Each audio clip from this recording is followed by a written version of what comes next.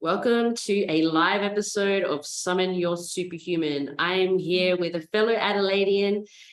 Her name is Matilda Rose Gilfillan, and she is your next career move coach. I knew I was going to mess up. It's a mouthful. Mindset coach, career coach. She does all of the different things, and I'm so excited to bring her to you today.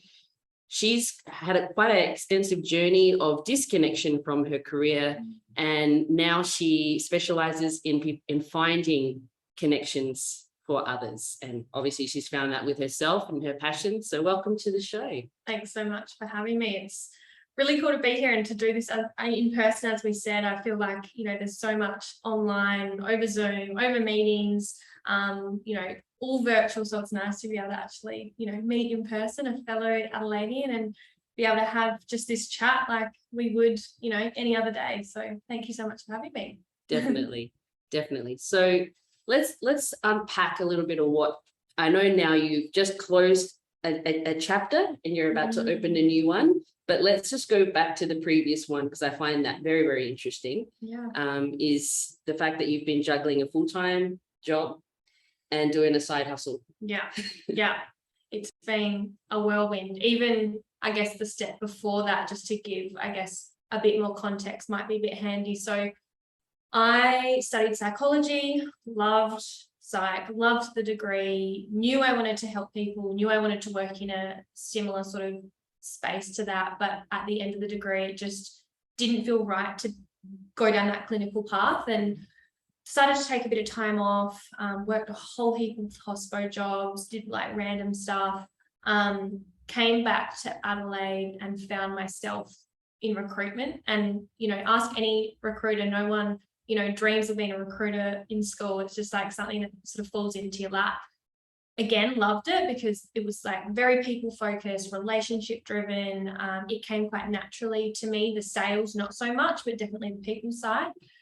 And then fast forward a couple of years, I decided it's time for me to do some travel. I wanted to find myself, had this whole, 6+ month trip planned, quit my job, moved out of home, and then COVID hit. This was the beginning of 2020. So I all of a sudden had all this time on my hands, and nothing had gone to plan, and I was in a real victim mentality of why me? Why has this happened to me? The universe hates me. I felt like I was so stuck and I was so stagnant, and I had no goals, I felt like I had no future. And I know that sounds really dark, but at the time I was just so low. And it was through that there was light at the end of the tunnel, and I was exploring different avenues and chatting with a friend. Life coaching came up, and I thought, this kind of encapsulates everything that I want to do. I'd never really considered owning my own business or starting my own business, and I wanted to do it in a really sustainable way. So balancing corporate and business for me has just been normal. It's just been, working at nights. I'm a huge personal development enthusiast, so I'm always investing in courses, in coaches myself. So on top of corporate work, at times full-time for long stints, managing my business, the back end, the front end, clients, and also being really committed to my own growth, because I think all coaches, similar to yourself, once you start this journey, it's I want to know more about myself. You learn so much about yourself in the process, and I really fell in love with that. So yeah, the last, I want to say it's been a year and a half in business, but longer than that, doing my life coach training.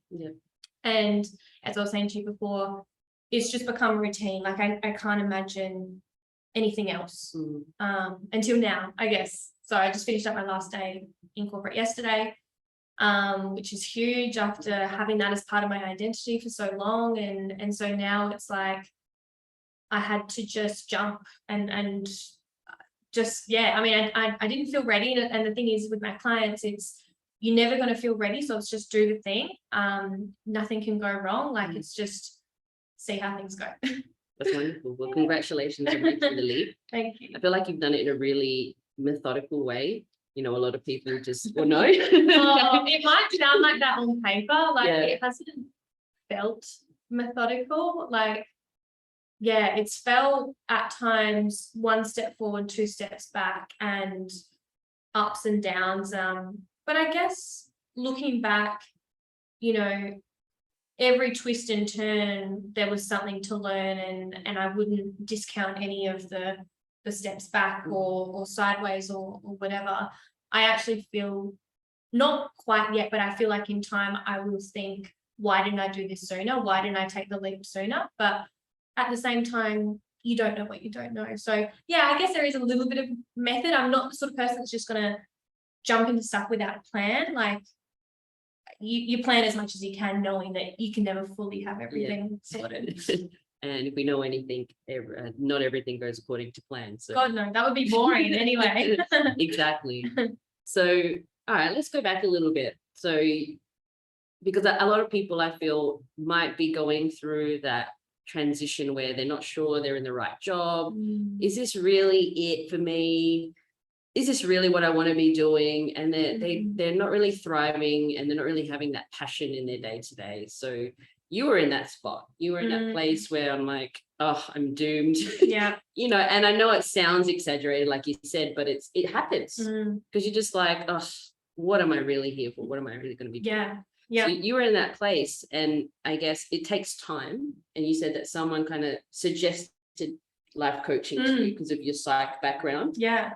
You know, so, and then you thought, hey, like it kind of resonated with you. Is that sort of how it kind of happened? Or yeah, well, I think like leading up to that point, you know, if I was to be really honest, probably throughout like most of my life up until that point, I felt like I didn't have a why or a purpose. And I kind of saw people around me who were passionate, and like, you know, my partner, he has been very inspiring for me as well, because he's so passionate about his job. So at that time I would see him, you know, so excited, like not excited, but motivated, driven, wanted to do his best. And I just, you know, not only him, it just felt like everyone around me had their thing, and I didn't know what my thing was. And part of me, I think, just gave up on it, just thinking, you know what, like a job's a job, I'm just going to do it, you know, earn a salary, whatever.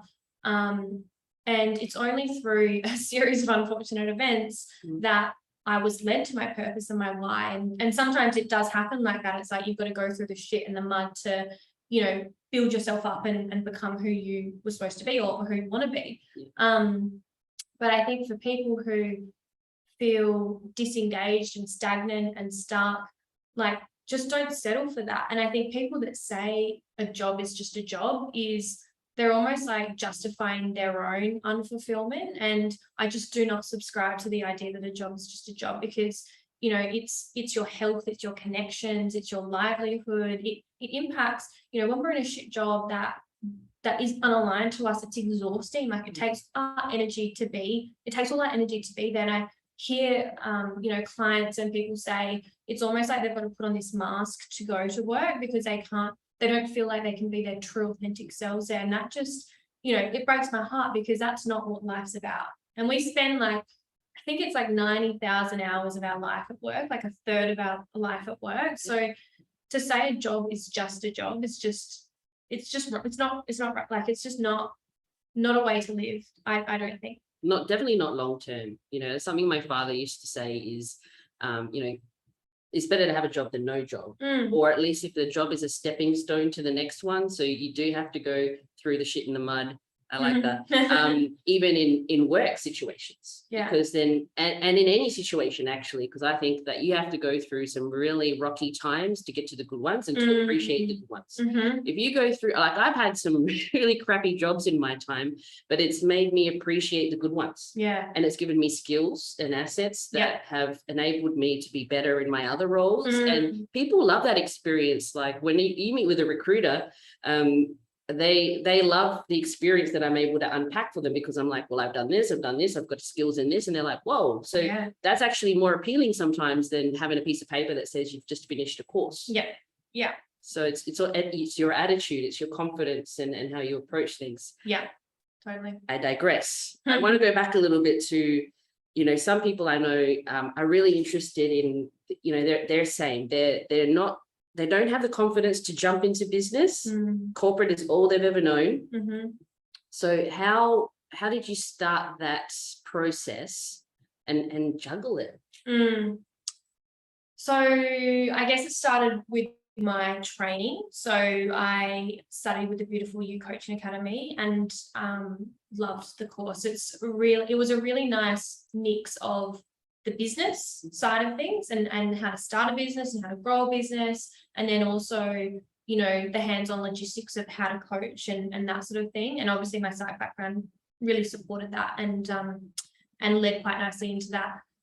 With the business side, I guess it's messy. Like there's no neat starting something and it going amazingly well, because there's so many things that you don't expect. And I was saying yesterday to like one of my corporate colleagues, like you have to wear so many hats, which I don't think I was quite prepared for. So I'm not a numbers person, but all of a sudden I'm my own financial advisor or accountant. I'm doing spreadsheets and I hate Excel. And you're doing the invoicing and you're doing all of the content and socials like Instagram, LinkedIn, Facebook, building relationships and all of the other stuff on top of actually doing what you started the business to do, which is coach and work with your clients. So in terms of how I guess started it or made it happen, like there's no secret formula or step-by-step process that you can do to make this sort of thing happen. It was just sitting down and it was just making it happen. It was just like creating time and not kind of feeding into my own excuses of like, I don't have time, I can't afford it, blah, blah, blah, blah, blah. And for me, like when it comes down to the money and the finance side of things, it just made so much sense for me to keep corporate and not put pressure on myself from the get-go. So I sort of had a bit of a safety net. In that same vein, having that safety net, I feel, has been quite limiting as well, because making good money in corporate means that I haven't had to go all in on my business until now. So I think everyone's situation is different financially. So I'm not here to say you must do this, you must do that. I would recommend for those who are considering starting a side business to hold on to that job. I know if you're feeling, stagnant and unfulfilled in it, I know it's really hard to do that, but just for your nervous system and for, financial security, it does help, especially when starting out, just like having that kind of buffer there.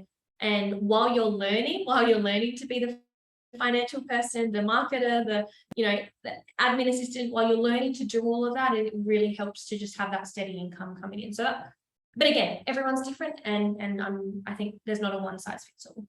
Yeah, no, I appreciate that you've said it like that, because it's true.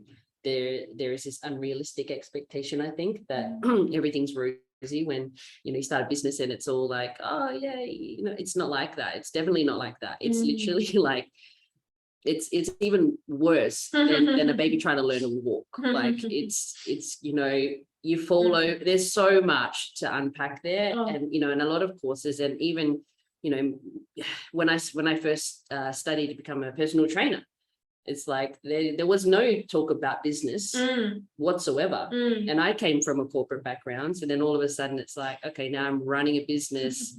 I'm like learning the ropes and doing all this sort of stuff. Yeah. And I didn't even touch the marketing side, to be honest. Yeah. Like, and it's just like going back to 12 years ago. It's like marketing, I have time for that. I got to do everything else. I got to create programs. I got to do the admin. I got to do this. Like take care of my clients. I've got no time to do any of that other stuff.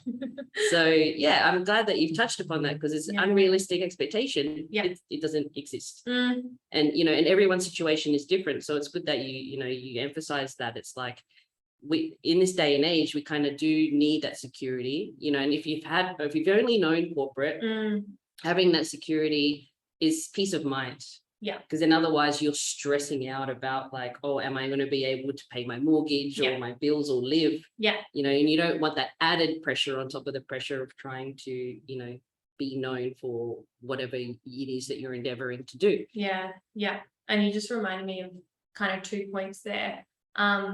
I've forgotten the first point, but the second point was that when we're trying to force something and we're coming from that real like lack and scarcity mindset of like, oh my God, like I've just quit corporate, I need to make as much as I was making in corporate in my business, like, and it's like a real, like people can sense that energy, and it's not magnetizing for your clients. They don't want to work with someone that's like feeling very like forced and scarce and like I need clients right now, and that's not the energy that we want. And I find, like I found with me, like having corporate, it's like everything on top of corporate that I've been making in my business, that's just like overflow and like very like much abundance, and that energy is what has attracted more and more clients for me. I'm trying to think of the other thing that I was going to say. Yeah, that's the other thing. So like you just reminded me, starting a business and being a business owner is one of the biggest mindset things I think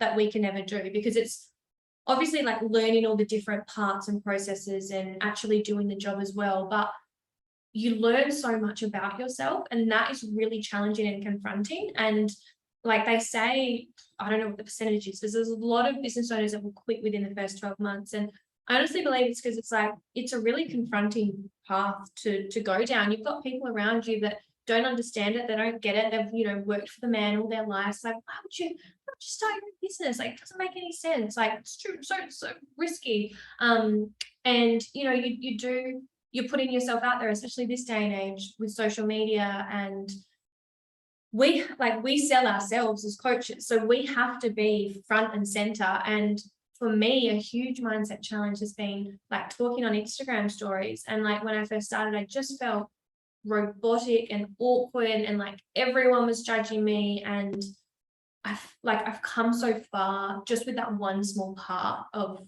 business. And that's like, I understand now that, and I think this is a really important lesson for everyone, if someone is judging you, it's a projection of their own insecurities. And that's something that I have to keep reminding myself of, because that fear of judgment is, you know, it doesn't just magically disappear. It's still going to be there. But it's like, if I can remind myself, it's not about me. It's not anything that I'm posting or putting on socials. It's their own stuff. Like, I can just keep coming back to like my why, my purpose, and that sort of thing. So that went down a tangent there, but the main message is like, it's a huge mindset thing, starting a business. And like, you kind of have to not be prepared, but you have to be willing and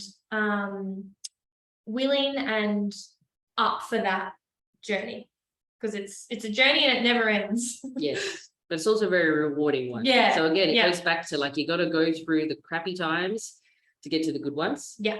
And we'll say off camera, it's I love that you're coming from a place of mindset and career, because they are the same.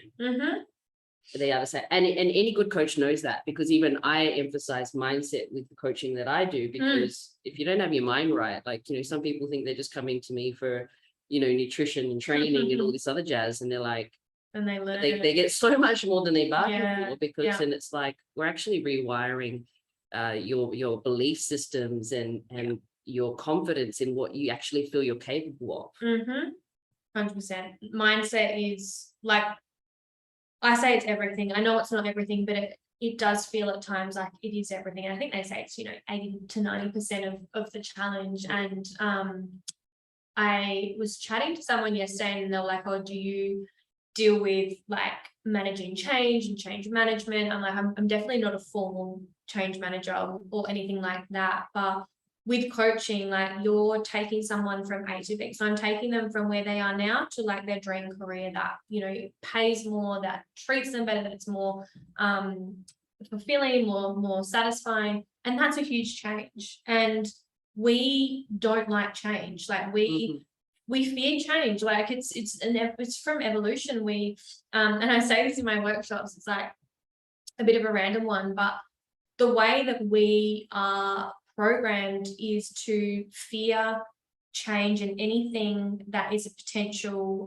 risk. So, you know, the poison berries, the tiger in the woods, all those things, we fear what we don't know and what could be a potential risk. We still have that same fear response biologically. So a big part of my work with clients is like I know what you're feeling right now feels very real, and it's very, you know, overwhelming. It's like supporting them to change their relationship with fear, and know that what's on the other side of it is, you know, that's the light at the end of the tunnel. That's the dream job. That's, you know, what they've been missing. And so it's like, again, kind of going through that and viewing fear as, I guess, just a bit of a tap on the shoulder, saying, hey, you're about to do something big. You're about to do something that is unknown. I know it's scary. I know it's overwhelming, but this is what's on the other side of it. So let's move through it. Let's stop waiting till we're ready, or we've got our ducks in a row, or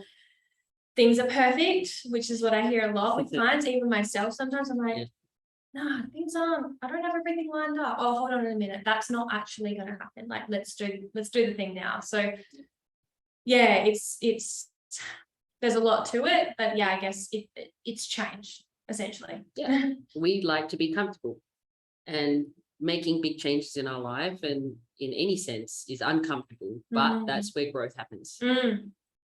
That's basically it. Yeah, the magic happens outside of our comfort zone. Correct. Exactly. That's a cheesy little thing that I like to, yeah, but it's true. It's 100%. And yeah, I'm full of cheese. I like cheesy quotes too, but they really get the point across. Yeah. And at the end of the day, it's like, if you have to follow your intuition. Yeah. And your intuition will tell you when it's the right time. It's just you, whether you're willing to pull the trigger, because you can delay it, but it's going to come back. And you go, oh, but not now. You'll make excuses. Yeah. Oh, yes, not the right time. There's never the right time. Yeah. It's just when your intuition tells you to go. Yeah. And if you can make it work, make it work. Yeah. That's the best thing that you can do. You just reminded me of one of my favorite quotes. Rachel Walton.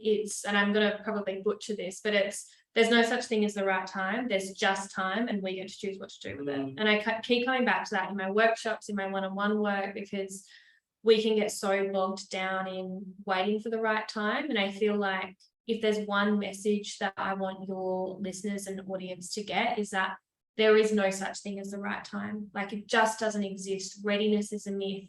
So if there's something that you want to do, like, I know the fear's there. I know that the overwhelm's there. I know that it's scary, but like, if not now, when? Like, you've just got to make that move and, you know, make friends with the fear and do it anyway. Absolutely. So I think not everyone is got that appetite to run their own business. And there's nothing wrong with that.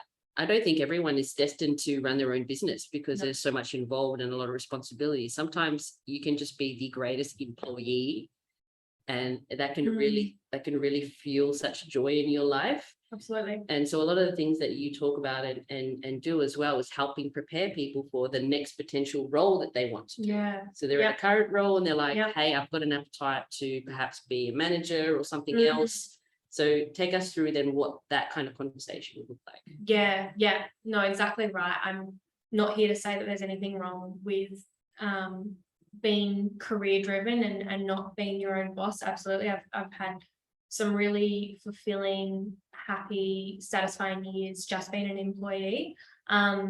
So when it comes to, I guess, the next move, it can look so different depending on, you know, what the individual wants. So is it an internal promotion and putting their hand up for a role with more responsibility and a higher salary? Is it doing what they're doing because they actually like the work, but moving to another employer who potentially offers more flexibility? Maybe it's a slightly different industry, or is it completely is it a complete change in role and in industry? So that's the first step, because I see so often people just diving into the next thing without actually taking the time to work out, okay, what do I value? Where are my skills? Where are my strengths? People don't need to get too bogged down in the future, but having some sort of idea of potentially where they want to kind of move does support that. And I find, so with one-on-one clients from the get-go, it's, okay, let's set your goals. And through that process, it's like, they get to know what their priorities are, a little bit more about who they are and what they want. And I find there's a lot of clarity just purely in that process. So that's the first step of working out what is the move, what is the change that they're looking for, and then the strategy and the mindset is informed by that piece. So I probably should have mentioned before. So I use my signature coaching framework I call the next career move method. So we move through clarity, strategy, and mindset strategies, depending on, again, what it is that their goals are and where they're wanting to go. So first piece is clarity. I know that if you're feeling unfulfilled, stuck and stagnant, you want to make the move now and you just want to jump and get out of potentially a toxic workplace. I completely sympathize and understand where you're at. But if you don't take the time to really work out and plan and strategize of what that next move is, you could potentially set yourself back and be quite detrimental to, you know, your well-being and just your career growth. And so I really encourage people to take that time to really nut out what's the next best step and how that's going to transpire. Yeah, absolutely. You know, I've seen that with a lot of people as well. And it's just you're basically running away from potentially a situation or an environment or a workplace that you're unhappy with, and then you're like, oh, this one looks shiny and new and better, and it pays more and it's going to be amazing, but have you done your homework? Because this shiny and new workplace, holy shit.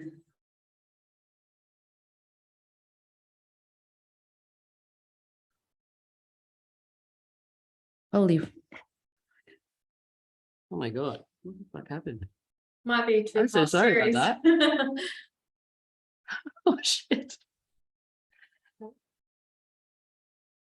My laptop just closed.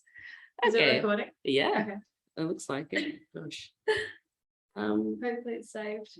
The next workplace might look shiny and new, and then you go there and you realize their expectations are, hey, you're on a salary for 38 hours, but we expect you to do 45 hours, including overtime and things like that. And have you actually prepared for that? Are you prepared to work longer hours, longer days, get phone calls throughout the middle of the night? Is that what you want your life to look like? Yeah, 100%. And like I do say to clients, there's always going to be an element of the unknown, because we can never fully know what something's like until we're in it and we've started and we're there. But, you know, there are just taking the time throughout the process, because again, I see people just rush into it and take the first thing that comes along without fully like processing and kind of weighing up options, because there's always options. And I think people feel like they're backed into a corner and they don't have any options, so they just take that first thing that comes around. But yeah, I think you're right. It's that shiny object thing of like just looking for the next thing, no matter what it is. It's just like, yeah, it's got to be better than where I am now. You don't know that, so take the time while you're still in a role, while, you know, even if it's toxic and not quite right, while you're still in a role, you know, you've got money coming in, you're in a position that you can wait for something better. And sometimes people need to go through the process of figuring out what they want, and they might actually realize that their current job is actually pretty good after all. Yeah, which is what I've seen in my corporate recruitment experience. Is like, you know, we'll start a process with a candidate, they will be interested in the role, they'll you know, have questions, and you know, they end up working out at the end of the process. You know, we may have interviewed, we may have offered that what they've got is actually really good and they don't want to give that up. I mean, very often that's also encouraged by their current employer offering more money, which is a whole other conversation. But at times I've been able to tell that candidates are just, you know, testing the waters to see where does my role, where I am in my role sit right now with the market? Is there anything better out there? And I don't think there's anything wrong with that, to be fair. Like, if you're just wanting to do a little bit of research and see, you know, where you're sitting and what kind of, I guess, opportunities and offers and benefits are out there, there's nothing wrong with staying where you are. And actually like going through that process and then deciding that. I think it makes you appreciate where you're at. You know, it puts things into perspective, and makes you appreciate what you do. Yeah, absolutely. Yeah, because we do spend a big chunk of our time working. Mm-hmm. And the people we're around and the environment we're in is really, really important. Yeah. Speaking of importance, one of the services you provide is writing resumes, so helping people write their resumes. How important is a good resume? It's like first impression. So, you always say a first impression matters, and your resume is, your first impression when you're applying for a job. So it's make or break. And I know that sounds dramatic, but it really is, because if you're not, and what I would say is the most important aspect of a resume is your experience section. Other recruiters, hiring managers, employers might say otherwise. For my time in my experience in recruitment, if someone doesn't have the right experience, it's a no. And not that it's a no, but that's the first hurdle. And very often when I find with clients with their resumes, when you've been in a role for a significant amount of time, you actually forget what your duties and responsibilities are. And it's really hard objectively to actually dot point, this is what I do day to day. So that's kind of one of the core things that I support clients with. It's let's break down your role, what it is that you actually do, and word this in a way that aligns with your job. Obviously not lying, but you do want to ensure that your experience and is communicated in a really clear, concise and professional way. So yeah, resumes are really important. I would say that LinkedIn is also really key, because you want your resume and LinkedIn to mirror each other. And I'm also, the way that recruitment is and the market is, it's quite unique in that a lot of roles that I've been filling recently have been through LinkedIn. So we'll advertise, we won't get the applicants that we want. So it's then going to LinkedIn to headhunt. So yes, your resume is important if you're actively applying. I'd say if you're a passive candidate and just sort of, you're happy, but you're also, if something better came along, you'd want to have a chat, that's where your LinkedIn's important. Because that passive candidate, they're not actively applying. So you want to ensure that you've got everything up to date and relevant on your LinkedIn profile. And I'm just obsessed with LinkedIn anyway. So. Well, that's how we met. Yeah, exactly. I hear that a lot. So employers headhunting candidates through LinkedIn. Yeah. I would say, especially with quite technical roles, I'd say in my last 2 and a bit years recruiting in defence, let's take grad roles out of it, I would say more than half came from LinkedIn. Wow. Yeah, especially senior technical roles. And I'm quite I've seen, I've got friends in agency recruitment, and it's pretty similar with a lot of non-technical roles and non-management roles. It's they'll always advertise, so there'll always be a job ad up. It doesn't seem to capture the level of talent that they want, and that's where they'll go to LinkedIn. So yeah, I would say, depending on industry, depending on role, that's going to inform, LinkedIn, headhunting versus active applications. But as a job seeker, make sure you've got a really strong resume, and make sure you've got a really strong profile. Because even if you're happy, you just never know what's out there. You just never know who could be knocking on your door on LinkedIn, not at your home, with an amazing, incredible opportunity that just feels like such an up level and the next right move for you. So yeah. So a great resume, and then now we've got the dynamics of an online resume, which is LinkedIn. Yes. Yeah. And is it important for people to be actively posting, or not really? It depends what your goals are. So with clients, you've got business owners who want to work on their personal brand. You've got job seekers who want to be more visible to, recruiters and such. And I'd say, yeah, most will either fall into those two categories. And then others are just they know that it's important to be there and to have a presence, but they may not be super clear on what their goals are through using it. I with clients, we'll get them to ease into it, because it can be quite daunting to just start posting as soon as they are on the platform. So by easing into it, it could be, you know, sharing relevant articles or posts that really resonate and align.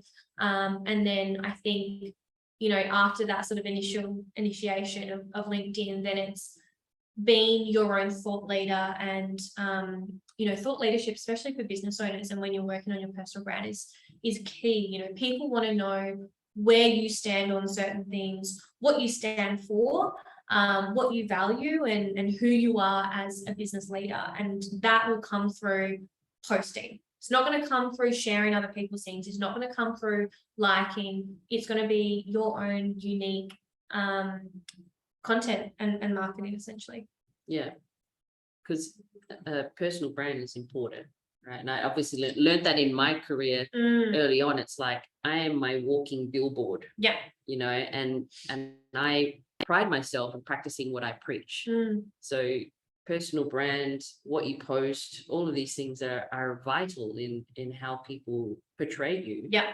Yeah. Because that's their impression of you, isn't it? Absolutely. And in today, you know, today's day and age of we're online so much more, your personal brand is your LinkedIn. In the corporate career arena, if you're not on LinkedIn, essentially you don't have a personal brand, unless you're like super active networking and face-to-face and that sort of thing. But even still, people will still want to check you out on online on LinkedIn. If they can't find you, it's like, oh, that's a bit odd. Why aren't they there? So yeah, I absolutely love the personal brand conversation. And I think, again, whether you're a business owner, whether you're a job seeker, no matter who you are or where you're at in your career, your personal brand matters. And there's so many simple systems and processes that you can have in place to ensure that you're being seen by the right people. You're, you know, you've got things where they need to be able to attract dream opportunities, whether it be now, whether it be down the track. So yeah, I think that's a piece that's missing a lot from people when they're looking for new opportunities. It's like, let's go ham on like applying and putting our resume out. But like the other thing with LinkedIn is you don't know who your connections know. And if they're liking or commenting, like especially in Adelaide, which is so relationship driven, it's so brand driven, and you know, just everyone's connected somehow. So leverage that, and by leveraging it, that's by using LinkedIn, that's how you can leverage those relationships. Because like, oh, you know, my dad's cousin works there, like that's my dream organization. And so, you know, you can find a way to weasel your way in there. It's so much easier than relying on face-to-face and just pure applications. Yeah. Relationships and reputation is a big enhancer of your ability to succeed. It's like in any relationship, whether it be personal or professional, it's like, hey, oh, you're friends with Matilda, so then you must be all right. Like if she likes you. It's that trust. 100%. It's that trust. Like we're social beings. And that's a big part of my business growth is through word of mouth and you know, my clients being my biggest advocates and people saying, oh, you know, Matilda's working with so and so. And I think that's 100% right. And you just reminded me, I feel like I want to quote but you just reminded me of a quote that I really resonated recently, and it's if you want to go fast, go alone. If you want to go far, go with others. Again, I might have butchered that, but I think it's so true. If you surround yourself with and I guess taking that connection thing a step further, if you surround yourself with people who expand you and push you and want the best for you, it's just, it could be the difference between you being where you are, like where you are and where you want to be. Yes. So I think as business owners, especially when we're so like, you know, can be quite siloed and quite isolated at times as well, it's important to have that network. And I think LinkedIn is great for that as well. Yeah, amazing. And I think as coaches, you know, who understand the importance of having coaches, you know, and how much faster you can get to your destination, because can you imagine if you had us in your corner, right? It's like how much faster can you get to the goal that you're wanting if you have the right direction and the plan and the things in place that'll get you there faster. It's so valuable. Yeah. And I know that I've been picking your brain and your expertise about a lot of the stuff in terms of recruitment, because obviously that's what we're here to talk about today. But I want to dive a little bit back into your personal, which is now that you've closed your corporate chapter. Yeah. What are you most excited about now in this next, you're a full-time business owner now. Yeah, full-time business owner. What am I most excited about? As well as like everything overall and being able to, I guess, put more time and energy and just, I think it's the time factor, to be fair. Like I've been stretched and pushed and pulled, and I've taken client calls in my lunch break at corporate, and then a lot of stuff I've been doing at night. Like, I had a meeting at 8 o'clock last night. Like, it's just, you kind of got to fit things in a jigsaw puzzle. And I felt like I haven't been able to put my all into either because I've been stretched over both. So I think I'm most excited about having the energy, time and space that I've wanted for this business for so long, and to see what I can do with it when I'm able to give it 110%. I think that's what I'm most excited about.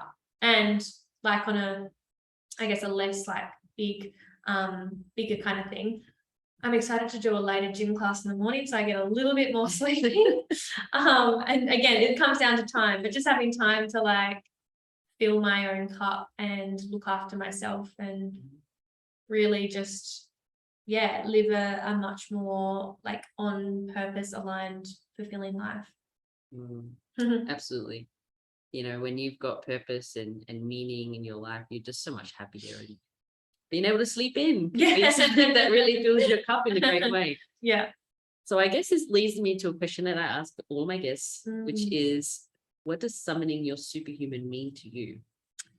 Summoning my superhuman. So I feel like this has been a bit of a theme for today and something that I've touched on, but I, again, want to drill this message home as much as I can. But for me, summoning my superhuman is jumping when I don't feel ready and making the move and taking the action, even though potentially my mindset hasn't quite caught up yet. And this is something that I say to clients as well. It's like, sometimes we just have to take the action, do the thing, take the move, take the step, and our mindset will catch up, because then we have the evidence of we can do this. And it's challenge, like it's not easy to do, it's hard. Like when we don't feel ready and we don't feel like our ducks are in a row and we don't, like, it's not the perfect time, it's hard. Like it's not easy to take that step, to make that move.